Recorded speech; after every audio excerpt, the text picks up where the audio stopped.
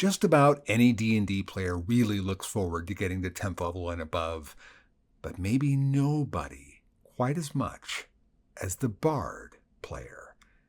And if you're playing a Bard or planning on playing a Bard, then you're in luck, because behind today's secret door, the Bard's Guide to Magical Secrets.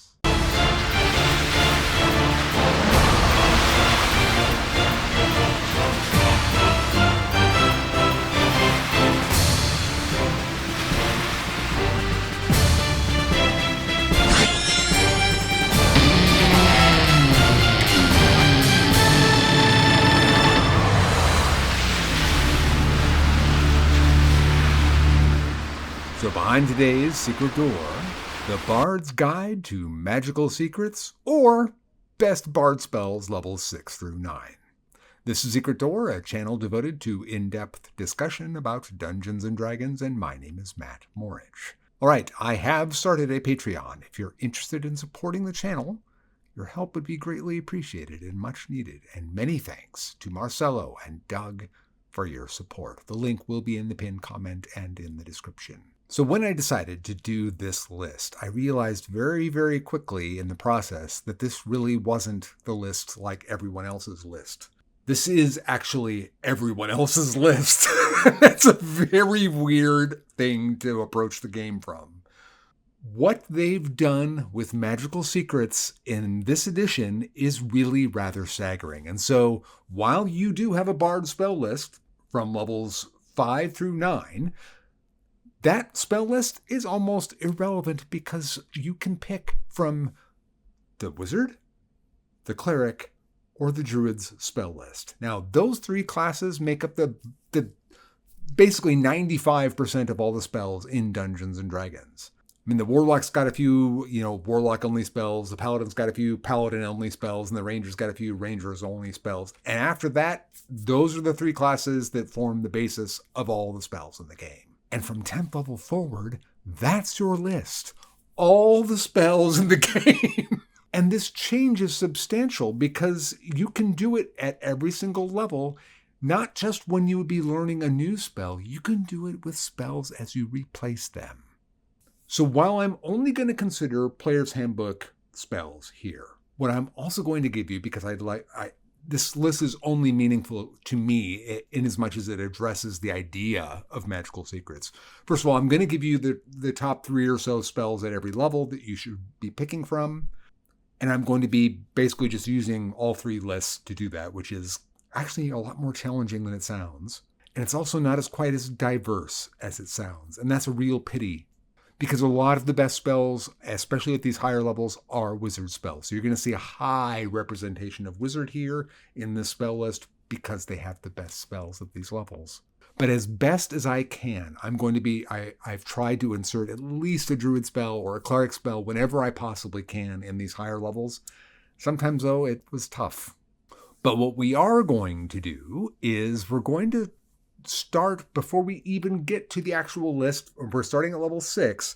Let's go back and address level 5 really quick. Now, in the Bard spell list that I did previously at 5th level, I did select Wall of Force because that's the spell you should be picking at 10th level when you get your Magical Secrets. But what I didn't really address, because it wasn't really appropriate for that, was that once you are at 10th level, not only can you take that new spell, Wall of Force, you could trade out, reach back, and grab one from whatever level you wanted prior and trade that for any of the spells in the game. So what I'm going to also do is start here with a list of spells that I think you should be wanting to prioritize for your trade-ins. You can only do one of those per level.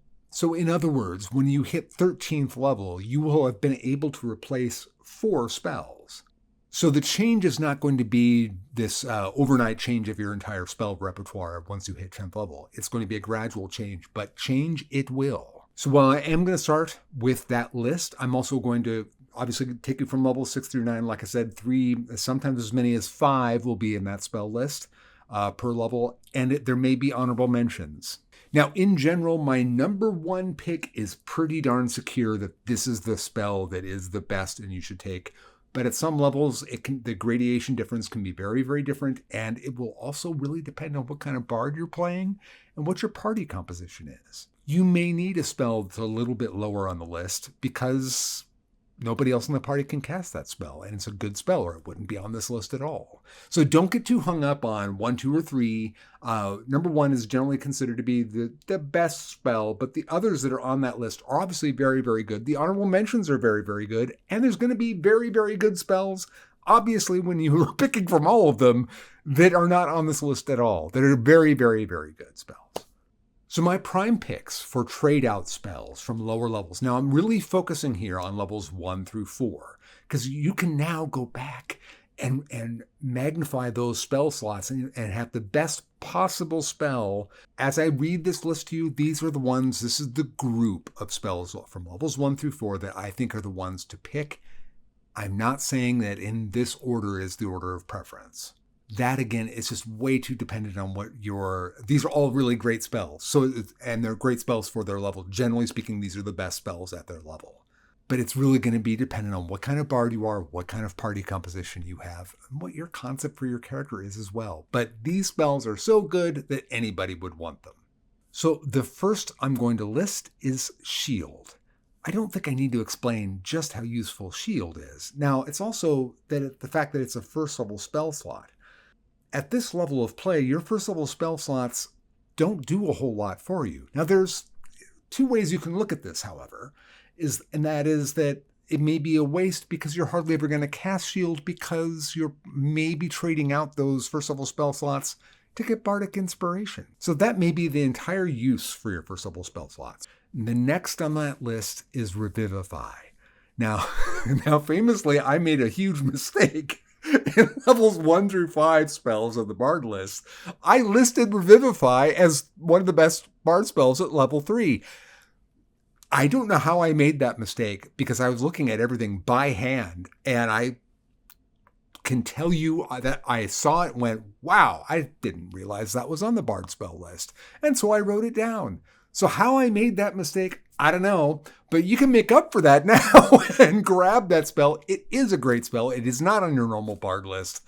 So grabbing it now is going to be a big get. Revivify is a spell that if it's available to you, I think you almost always have to take it. You don't want a party member dying. Listen, folks, there's not a whole lot of trauma involved in Dungeons and Dragons. But to the extent that there can be character death is about the most traumatic that it can get to. There's others, of course. But for a lot of players, it can really ruin their night. Even though they know they can get resurrected, Revivify really softens that blow. Even though they are truly actually dead, that's why you're casting it. It's such a short period of time that you can feel like you just had the paddles put on you. So you're clinically dead, but you didn't really die. Whereas Raised Dead, yeah, you were dead. And you got brought back. So you may not feel that idea that your character died. And a lot of people might feel like if their character died, then that's a failure. And life is already full of so many failures that when you go to play Dungeons and Dragons, you certainly don't want to be dealing with that ultimate failure. That, and of course that poor player is stuck for the rest of that night after their character has died, not being able to play the game. So is it valuable? Yes, obviously it's not. And you want to do it for all the reasons I just stated and the obvious ones as well, that it's just going to be more useful to have a living. I mean, what? It boggles my mind that people think that it's more valuable to them to have a spell that completes their character, like their power structure, more than having another great party member in your party. If you had a spell that could create that party member, that would be one of the best spells in the game. Well, that's what Revivify does. So, yes, please take Revivify. Now, the next spell on the list is not going to be a big shock. I'm listing it here because it's simply such an amazingly great spell, and that is, of course, Find Familiar. Now, chances are you probably already have it through Magic Initiate, but you might not. And that familiar is going to be granting you scouting abilities and being able to provide the help action in combat if you want with the owl or the deer, which is what I would recommend. So there's a lot of value still in Find Familiar, even at this level. However, far less value here at 11th level than there would be at first level, of course. But still a great spell, and you should consider it if you don't have it already. Now, the next tier of lower level spells to grab with magical secrets. This is a suite of spells. I think you take one of these 3 spells. The first is Fireball. Even at this level, tossing a Fireball out in a 3rd level spell is going to soften the enemy up. I'm not saying it's going to be as devastating as it used to be. Of course it won't be. But it has the big advantage of being a non-concentration spell from a 3rd level spell slot that can do some damage to the enemy, and therefore it still holds value relative to its slot level. The other 2 are Spirit Guardians or Conjure Animals. These are all 3rd level spell slots. Now, these 2 are very, very similar. Spirit Guardians is an emanation, and Conjure Animals is moving at range.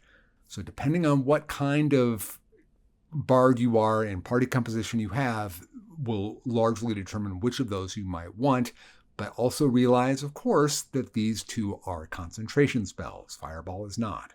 Which is why I would say you might take 2. You might take Fireball and one of these 2. But I don't think you take both of these. And that brings us to 4th level. And here, you already have great 4th level spells. Great. Some of the best ones in the game. But you don't have all the best ones in the game. And one of them is Conjure Woodland Beings. Now, I think Conjure Woodland Beings and Conjure Animals are very comparable, so if you took Conjure Animals, you might not want to take Conjure Woodland Beings.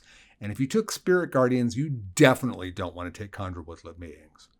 Or if you did, you're trading out Spirit Guardians for Conjure Woodland Beings, which is not something I would recommend because you can cast that with a 3rd level slot, and you can only cast Conjure Woodland Animals with a 4th level slot. But you could upcast Spirit Guardians or Conjure Animals with a 4th level slot. So it's just far more flexible for you. The problem with all this group of 3 spells here is that they are all concentration. However, I need to note that if you did go College of Dance, they can take advantage of an emanation coming off of them in a kind of a similar way that the Glamour Bard hitting another character with their bardic inspiration and allowing them to move with their reaction. It's the same difference here for the Dance Bard. The Dance Bard is going to be making reaction-based moves a lot, and that means that Conjure Woodland Beings or Spirit Guardians will be able to hit on those reactions as a matter of course. So for the Dance Bard, if that's what you are, those 2 spells really are attractive spells. So at the honorable mention spot for the level 6 spell, I think that this could actually be your number 1 pick in many, many cases, especially because of how the bard plays. And that's Tasha's Bubbling Cauldron. Tasha's Bubbling Cauldron is going to allow you to create a potion that is uncommon or common, a number of potions equal to your casting modifier. Those potions stay out there in the world until you cast the spell again. So it has enormous utility. And first of all, just casting it in downtime. So you're in town and you cast, and you're in the inn, you cast the cauldron and you make 5 potions of extra healing or whatever it is, the uncommon one is, or growth, or a potion of pugilism, or oil of slipperiness. And any of those are all uncommon spells. Potion of climbing, potion, these kinds of things. Very, very, very useful. And that's 5 of those things that you're just getting for free. If you do cast it in combat, people can grab it as a bonus action. So you're able to create a buff that doesn't require concentration on anyone's part. And you have the ability to carry that forward into your casting abilities the next day, meaning that the spell you cast today will have effect tomorrow. And spells like that are really rare in D&D, and they're super, super valuable. So I believe that overall I'm undervaluing by putting it in the honorable mention, but I know it's not going to be for everybody. If it is for you, take it. It's a great spell. Then at number 3 on the Bard spell list, I have Autoluke's Freezing Sphere. Now, Autoluke's Freezing Sphere is a great spell. First of all, it's the first spell you're getting here with just enormous area of effect. The damage is fine. It's not like, catastrophically high, but it's solid damage. But the area of effect is just ridiculously big. And it's like a miniature version of Tasha's in this way, and that is that when you cast the spell, you can stop it and hold on to that bead or little ball of that freezing sphere and hold on to that for a minute. Then it can be hurled. Now, its hurl rate range is only 40, and it has a radius area of effect of 60, which by definition means that if you did throw it, you would be in the area of effect. Now, you can use a sling, of course, or you could fly up high and drop it. But the big thing here is that you could be you're able to cast the spell, like let's say you know what's behind this door. You can cast this spell and hold on to it, give it to a hireling, give it to somebody's got an imp, if a warlock's got an imp familiar, anything with hands, that familiar or that hireling or whoever, their turn in combat could be used hurling Autoluke's Freezing Sphere. Or rather, either flying up high in the case of the imp and dropping it from a point of safety, or using a sling. Regardless, it's freeing up a turn of casting, and it's also got a minor control effect that if anybody's in water, then it's frozen and they're stuck there and there's no saving throw. That's going to happen one in a not many great times, but it's a nice little effect to have if it should happen.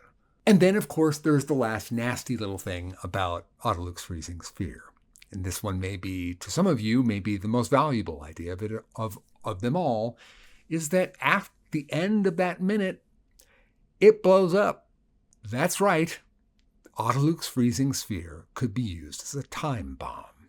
Now, there are so many circumstances where that could come into play and be enormously impactful and useful. This could be a very commonly used rinse and repeat strategy when these kind of specific situations come up. So it's just a very, very effective, flexible spell. Love Autoluke's Freezing Sphere. Number 2 could also take number 1's spot here.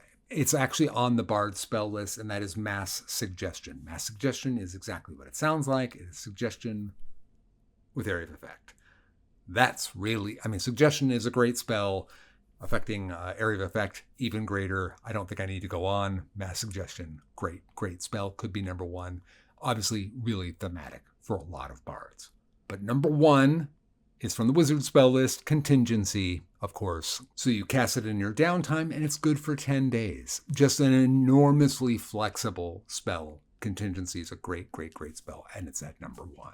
I would grab this almost every single time, but I like all 3 of them. I like all 4 of them. So, tough call. Then we get to level 7. Now, I'm going to give you 2 honorable mentions here at this level. There are 3 chosen spells. There could be more on this list at 7th level, but because of the nature of 7th level, you're going to take one of these 2 for sure of the top 2. But anyway, for the honorable mentions, these are worth noting.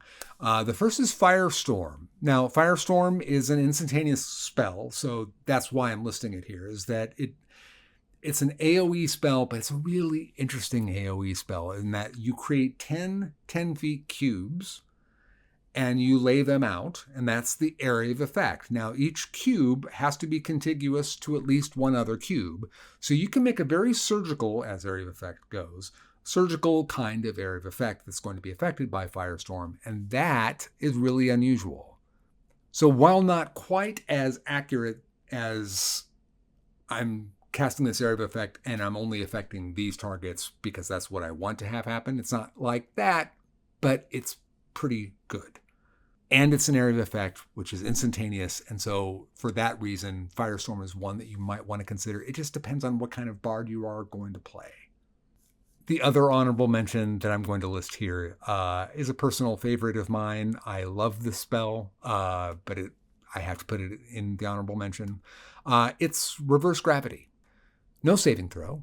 They do get a save if they're next to something. I believe it's a dexterity saving throw. They can grab onto something as they're falling upwards if there's something to grab onto. If there's not, up you go. And it's 100 feet up. So if you're in a situation where you're outside and they can go all the way up to that 100 feet, this is a really devastating spell. Because they're neutralized with no saving throw. They're sitting up there and they're probably outside. If they do have a ranged attack of some sort, that's going to be compromised by the sheer height that they're at. Whereas you will have the option, at least, of being able to fly up to a certain range that's going to be effective for you and hit them at range and then fly back away. They don't have that option. They're stuck in that reverse gravity.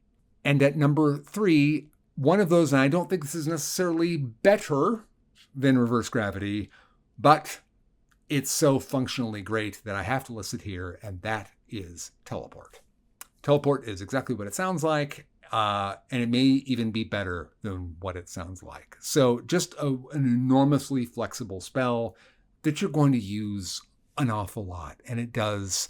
The kinds of problems it can solve are enormous. So teleport has to be listed here. And then we get to number 2 on the list, and that is Force Cage. Now, Force Cage is slightly better than Wall of Force. Although, is it anymore? Just based on the spell, it was slightly better than Wall of Force, for sure. Wall of Force is still going to do the job. So if you already did take Wall of Force, you might not even want to consider Force Cage. And the other reason you may not want to consider Force Cage is because that 1,500 gold ruby powder is now consumed in the spell, whereas before it was not. So it's an expensive spell. It's still better than Wall of Force, which is one of the best spells in the game. So when you get something that's better than one of the best spells in the game, that is still one of the best spells in the game, you're almost obligated to take it.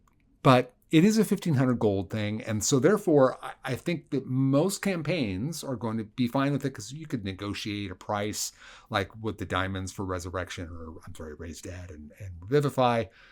Those are often commonly just negotiated as we're all going to chip in for the diamonds.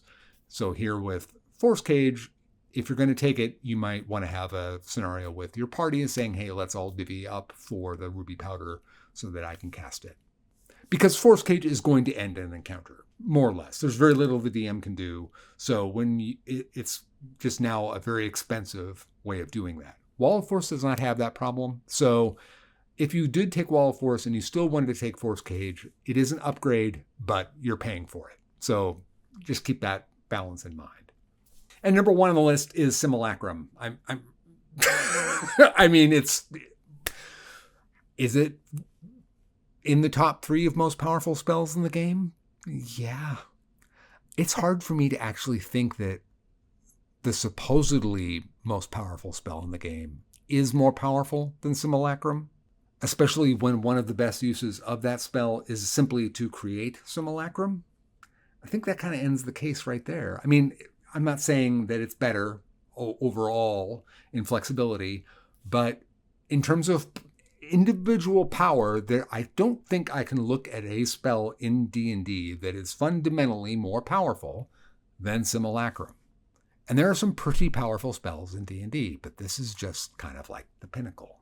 And now we get to 8th level, and when we get to 8th level with just about anybody, it's kind of a disappointing level. I mean, 7th level, you had one of the most powerful spells in the game, if you're a wizard, or in your case, a bard.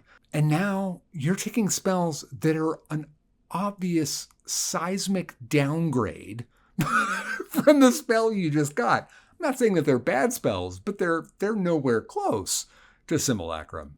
So it's very reminiscent for how a lot of 4th level spells look. 3rd level is a really big dramatic upgrade, and then you've got 2 spells that are still dramatic upgrades, but the rest are kind of so yeah, it's a weird level.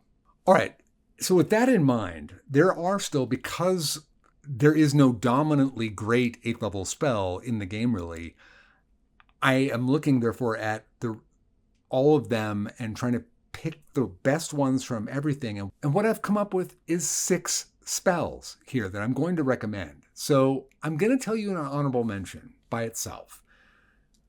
You could look at it this one of 2 ways. You could say that this honorable mention is grouped with the group that I'm going to give you at point 3, because at the third spot, I'm going to give you 3 spells.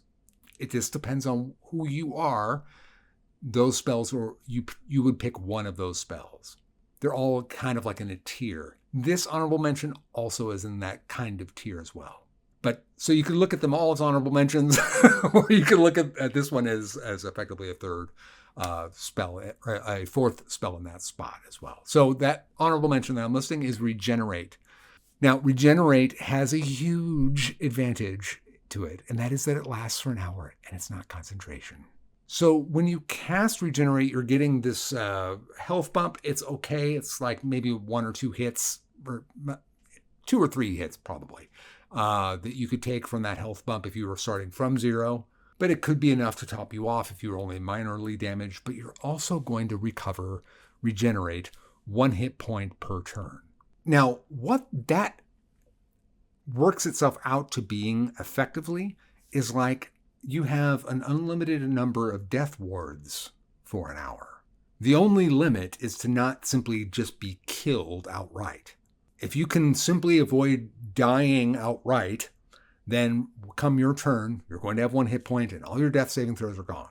Now, that being said, it isn't necessarily, for an 8th level spell, quite as dramatic as you might like until you really look at it from the standpoint that it's kind of like an infinite amount of death wards provided. You don't get killed outright within an hour. And then and then has the flexibility of completely of having other benefit outside of simply not dying, that you will get topped off. So a flexible, good spell. That's why it's here at the honorable mention.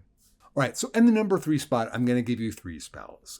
These are in no particular order. They are just where this all shakes out. So we're going to start with Demiplane. Demiplane is a unique kind of spell, and whenever you get something that is truly unique but useful, you have to take a good, hard look at it. I really find a lot of value in Demiplane. Now, I also want to point out that as a bard, you might want to be thinking of what you could do in performance with some of these spells. So if we were to go back to 7th level and you had Simulacrum, you can now harmonize with yourself. You can be your own backup singer.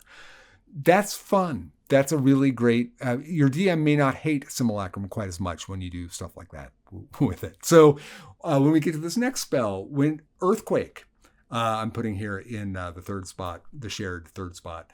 Earthquake, nice area, and you are such a rock god that you're making the earth shake.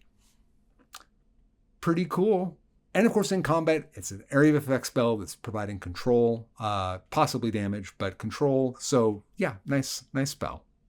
And then finally, Power Word Stun. Now, Power Word Stun, I talked about this earlier in another Best Spells video. These spells often just kind of get ignored because of the hit point problem, but you need to remember that it's bypass. There's no saving throw. It just happens. So if they do have the 150 hit points or less, they're stunned. Now they get that saving throw at the end of every turn, but this bypasses legendary saving throws and other defenses. So your ability to affect a very highly defended target that would be defended against anything else except for spells like this. Now, is that 1 turn of being stunned to a high value target, is that worth that spell slot? I think that it can be, but it is party dependent. Can everybody be in the position to be able to take maximum advantage of that round? This may be a spell that to maximize that you want to take the ready action to cast it so that the full initiative round is wailing on this creature while they're stunned to get maximum value out of it. Because like I said, if you're casting this on a high value target, they're going to have a legendary save. As soon as they're allowed to have a saving throw, they're going to make it. Whether they make it or not on the save itself, they're going to use a legendary save to do it. So this is 1 round, though, if they have the hit point, if they're under the hit point threshold, that you can guarantee them being stunned. Guarantee it, other than them counterspelling it or something like that. So very useful spell, underrated spell, in my opinion. And at number 2, we have Dominate Monster. Dominate Monster is what it sounds like. There are some problems with Dominate Monster. You are going to be able to solve a lot of those simply. The problem being that if you were to cast it in combat, and you don't have to cast it in combat, but if you did, if you're actively fighting the creature you're trying to dominate, they get advantage on their wisdom saving throw. The point is that your DC is going to be so high by this point. You're a 15th level character by the time you have an 8th level spell slot.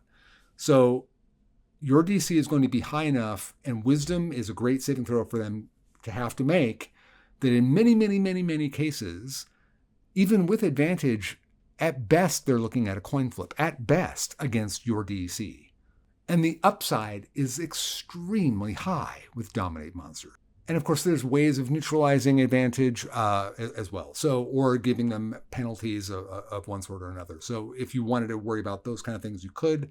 But basically changing an enemy target from their side to your side is a crazy swing.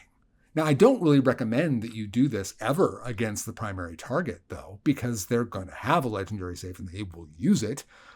You want to pick a key value next tier down at most creature in a fight like that. And finally, at number 1, and this one doesn't have to be here because you have other raise spells available to you, but you're the one doing the raising. And if you're in a party where you're the one doing the raising and nobody else can raise you, then you have to take Clone when you can, and that's the number 1 spell. It's a lot of fun. It's super cool spell. Very Rick and Morty, as I mentioned in the Wizard video. I like it better for Wizards than Bards, to be honest with you. But when you get all things down to it, having a I can't die card, pretty great. In fact, that's a really, really great card. So I think Clone has to be here, even though functionally it could be redundant. And if it is, if you've got other people that can do it, just grab a different spell on the list. These are all great spells. Okay, so at 9th level, I'm going to write what was probably a wrong of me when I did the 9th level wizard spells, because there were 2 spells that famously didn't make the list. But what I could have and should have done was I should have put them in the honorable mentions, and so I'm going to do that here. But that being said, before I get to those honorable mentions, let me just give you some other ones that are coming from other lists, because this is so wizard heavy. Some other spells to consider that are not on this list. Power Word Heal, really good spell. Now, it just suffers from the fact that what's around it is just way better in a lot of cases. But the ability to just say, with a word, this character is completely restored and most debilitating conditions gone. Tough to beat, full heal. I mean, for a character that's a 17th level character, that's a lot of hit points, and it just happens bingo bango, and it's got range as well. So it's one you have to think about. I'm not saying I would pick it necessarily, but it depends on what kind of bard you are, so I just want that to be in the head. And any of the power word spells, any of them, are awfully, awfully bardy.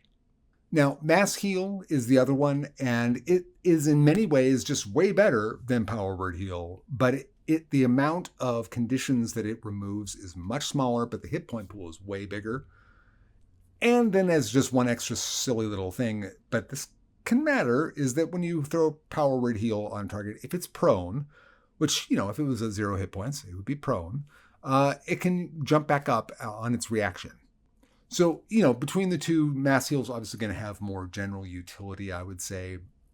But given thematics with the Bard, and, you can make an argument for Power Word Heal. So those are 2 that I would consider before we actually get to the real honorable mentions. So we have 3 honorable mentions. I'm not going to go into great detail about them, but I'm going to explain a little bit about my reasoning for one of them. So the first one is Prismatic Wall. Now, again, Prismatic Wall, great spell, but you've already got wall spells that are going to do about as good of a job as you possibly can do. But it's worth considering. In that same vein, you have True Polymorph, which is a great spell, but the problem I have with it, as a 9th level spell, and this may just be my own conceit to it, but I want that spell this is the pinnacle of Magic, right? Now, True Polymorph does an enormous amount of stuff, but I have already probably got Polymorph, even as a bard, like from the Bard list. So it's not the same as True Polymorph, but as good as True Polymorph is, it's still only affecting one target. It's very, very flexible, however. Great spell, not running it down at all. It should have been in my honorable mention, but I just didn't do it. But that's my reasoning. You may not like my reasoning. I don't really care. That's my reasoning. Shape Change is the other spell. Again, same kind of a scenario here where I want that spell to just do more or do something that I can't do already. And since I have 3 options on this list that do just that, I'm putting them ahead of these really great spells. And they're great spells, but I'm putting these 3 ahead based on that criteria. And I hope that makes sense. So at number 3 is Meteor Swarm. Meteor Swarm, in terms of area of effect, nothing beats this spell in terms of the sheer damage and area and blah, blah, blah, blah, blah. It's like a tactical nuclear weapon. So if that's what you want to be, it's a really, really great spell. Not really my cup of tea, per se, but it can be fun just to blow stuff up. Number 2 is the spell that I would personally want the most, except for the fact we all know what the number 1 spell is. So number 2 is Time Stop. Now, people, when I did the wizard list, not everybody, but a few people were really kind of taken back by that fact that I rated this highly, because the spell ends when you affect other people. So you get a d4 plus 1 in terms of extra turns that you get immediately. Now, bear that in mind. I thought this was kind of self-evident, which is why I didn't really go into it. But so if you've got extra turns in Dungeons and Dragons, think about how much we value simply winning initiative is for full casters. Now protract that out on steroids, and that's Time Stop. Because nobody gets to move, you get multiple actions in a row, and everything is refreshed. So whatever limitations you had from the previous turn in terms of spell casting, refreshed at the next one, so on and so forth. New bonus action, new reaction, new set of movement, you get more turns. Now, it does this, let's say you rolled a 4, so you have 5 extra turns.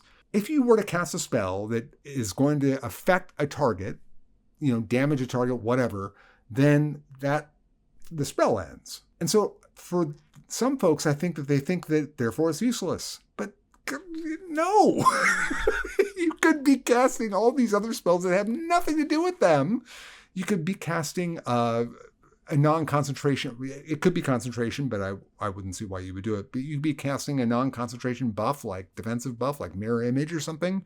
You could upcast it if you wanted to on the first round. So now you've got a defensive buff. In your second round, and by the way, during all this with your bonus actions, you could be drinking potions or activating magic items that require a bonus action or whatever.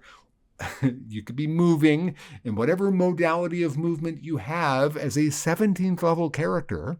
And then in the round 2, you could cast something. Let's say you only have 3. So in round 2, you could cast something like, I don't know, Force Cage. That doesn't affect anybody. You could also then, in the third round, cast a direct damage spell on the party, if that's what you are on the enemy, if that's what you wanted to do.